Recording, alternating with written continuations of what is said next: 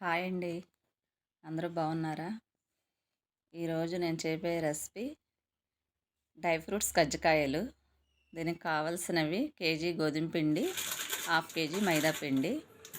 ఇవి రెండు ఒక బేషన్లో పోసుకొని మామూలు వాటర్తోనే కలుపుకోవాలి.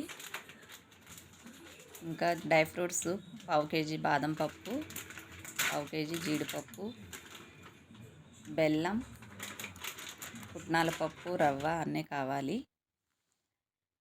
ఈ పిండి ఫస్ట్ కలుపుకొని పక్కన పెట్టుకోవాలి. కొంచెం సేపు పిండి నానితే సాఫ్ట్గా ఉంటాయి.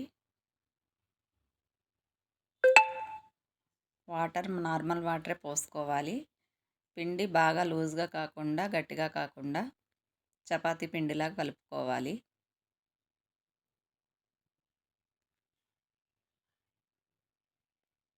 పిండి కలుపుకొని అరగంట సేపు నాననివ్వాలి.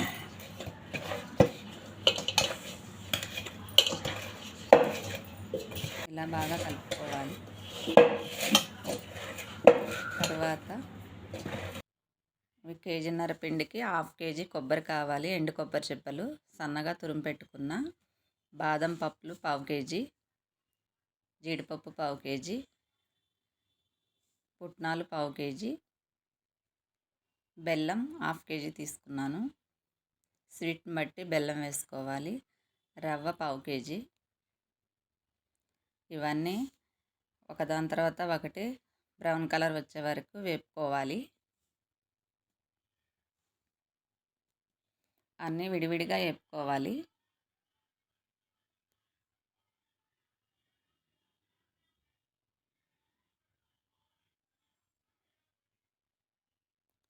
నెయ్యి కొంచెం వేసుకోవాలి.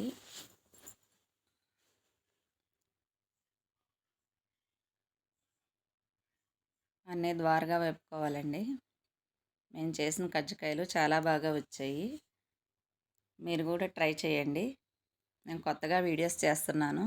లైక్ చేయండి, సబ్స్క్రైబ్ చేసుకోండి. అన్నీ ఒకదాని తర్వాత ఒకటి వేపుకొని ఒక బేషన్లో కలుపుకోవాలి.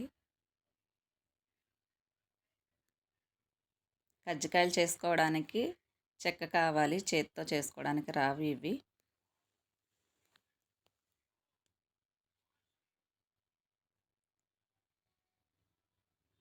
బాదం పప్పు పలుకులుగా కంటే కొంచెం మిక్సీ పట్టుకున్నాను నేను. కొంచెం పౌడర్ కొంచెం ముక్కలుగా వేసుకున్నాను.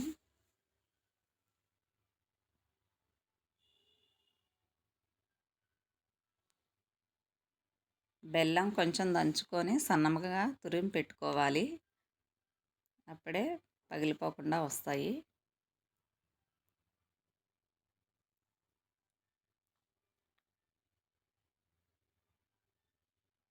లాస్ట్లో ఇలాచీ పౌడర్ వేసుకోవాలి.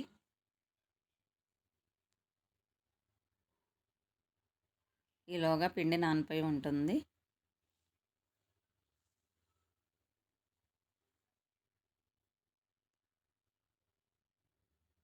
అన్నీ పూర్తిగా కలిసేలాగా కలుపుకోవాలి.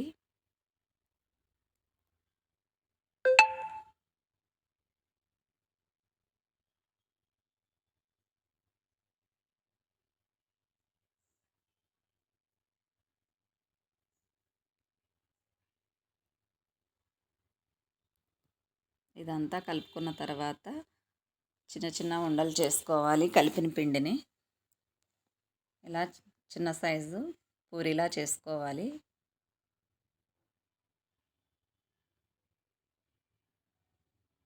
పిండి ఆరిపోకుండా తడి క్లాత్ కప్పు పెట్టుకోవాలి.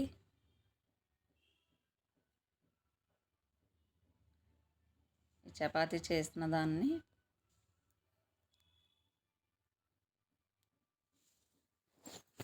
ఈ చెక్క మీద పెట్టుకొని దాని మీద మనం అన్నీ కలిపి పెట్టుకున్న పౌడర్ ఒక గంట వేసుకోవాలి. ఇది ఎక్కువ వేసుకుంటేనే టేస్ట్ బాగుంటుంది.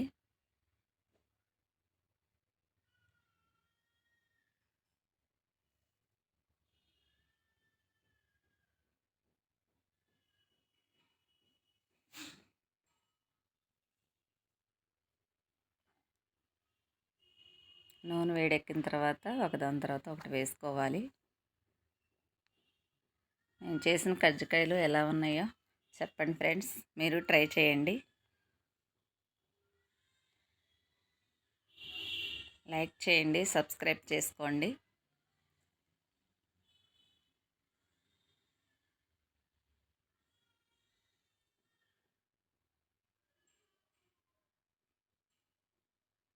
నోరూరించే కమ్మని డ్రై ఫ్రూట్స్ కజ్జికాయలు రెడీ.